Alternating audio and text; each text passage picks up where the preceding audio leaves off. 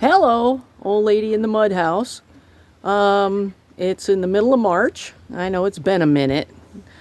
You know, it's been crazy weather here.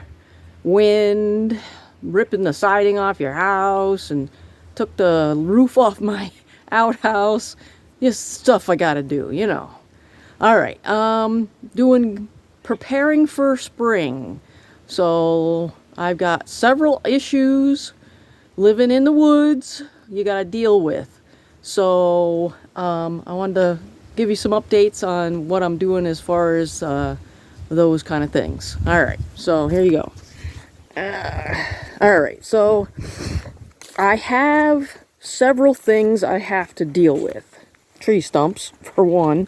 The ground here is horrible. So I decided to do some raised beds. I also have some other problems I'll show you in a minute. But don't buy soil. Get yourself a bag of peat moss and amend your own soil where you are. Because these companies are screwing you over. Okay. Not going to mention, but this is what I bought. And I bought it because I wanted to put it on the top to keep the weeds down. But you see what you see? This is after a rain. It's mostly freaking wood chips. It's like, I don't want wood chips. Wood chips actually use nitrogen as they break down. So if you mix this in, your plants are not going to get any nitrogen. Okay, so you brush this away, and there's my clay soil. I mixed peat moss in it and some cow manure, which I also bought. So I just wanted a little tiny bit on top. I should have bought just a bag of freaking wood chips. All right, so there's several problems that I do have here. The soil is not very deep. I have a lot of bedrock right close to the surface, so I got to deal with that. Gophers are a nightmare. They will come and eat the roots right off your plants. I got some delivery, if you can see it, the box over there. I bought some blueberries and some raspberries, and so I'm getting ready to plant them. All right, so gophers. This is what I'm doing. This is 1/2 inch hardware cloth. And cut a strip of it. This is probably 8 to 10 inches wide. Folding over the edges. I'm going to wire that together. See, there's my...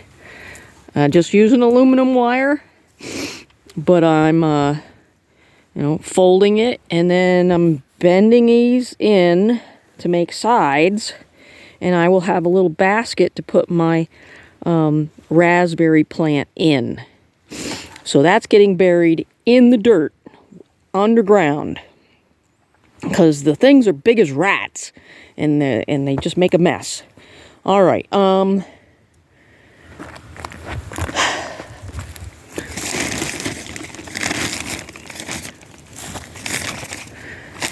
okay, what does that say? Established 1969. Long time they've been in business. Again, let me get my hand down in here. That's black. One thing I have noticed, they did not dye it, but there's still a lot of wood chips in here. You can't really tell without it being washed by the rain, but there's still a lot of wood chips. So you're buying wood chips. You may not be able to find a source where you can get fresh and compost it yourself, but the companies are extending all their products, whether it's called topsoil or manure, they're putting wood chips in it. They're chopping it up, and I've actually had a bag of topsoil. I think it was called Evergreen. And again, I'm just putting it on the surface to keep the weeds down when I put my transplants in. Let them get established before I have to put on a heavy mulch or whatever. They actually dyed it with some black dye, so your hands totally turned black when you were messing with it. That's not normal. And it actually killed the seedlings. I don't know what they're using for dye, but you've got to be very vigilant about what you're getting. Bag of peat moss is just a bag of peat moss. All natural and keeps moisture in the soil. I've got a bag of perlite as well. I'm probably going to add some of that. All right. These grow boxes that I'm doing. This one is 20 inches tall. This is how big. They're shipping crates. And a neighbor had been able to get some broken shipping crates. They're corrugated plastic crates, and they're really rigid. This one I only made 2 feet wide because this is what I had with the hardware cloth was 2 feet wide. So instead of having to sew them together, which I will for the next box, it's right next to my solar panels, and I'm only going to be able to access this from one side. All right, so this is what I'm doing. Down on the bottom, oh, my second problem. Not only do I have gophers, I have greenbrier. And the darn things have knots that are, I think, probably the size of 2 golf balls sometimes. And they're underground, and all the branches come out of that. So it's very, very hard to kill. So what I've decided to do is whatever natural paper. This is a chicken feed bag. It's paper. A bunch of newspaper. I mean, this is probably 6 inches. Plenty of layers. And then on top of that, I put cardboard boxes and overlap them. This keeps the greenbrier at bay for a while. It'll put runners, it'll come up to the surface and then put runners along underneath it, but not punch through it. I had a tent out here when I first started. The tent had been laying there for almost a year. The greenbrier just put out runners, didn't try to come up through the tent. So that's my plan on the greenbrier and other perennial weeds underneath my grow boxes. And then I'm putting the hardware cloth down there, and then I'm making this down at the bottom so I don't have to continually lots of soil. This is going to be huge.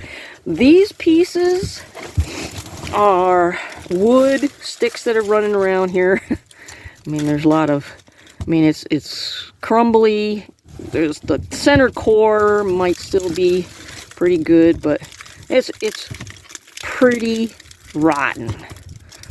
And otherwise it takes, you put this in the bottom of your box, it takes years for these to rot away. So I want them already started to rot before I cover them up. So I'm putting a bunch of small sticks that are already on their way out to fill up some of the space. They will eventually rot away and release nutrients to the garden. Then I'm filling this 20 inches full of leaves right to the top, packing them down as much as I can.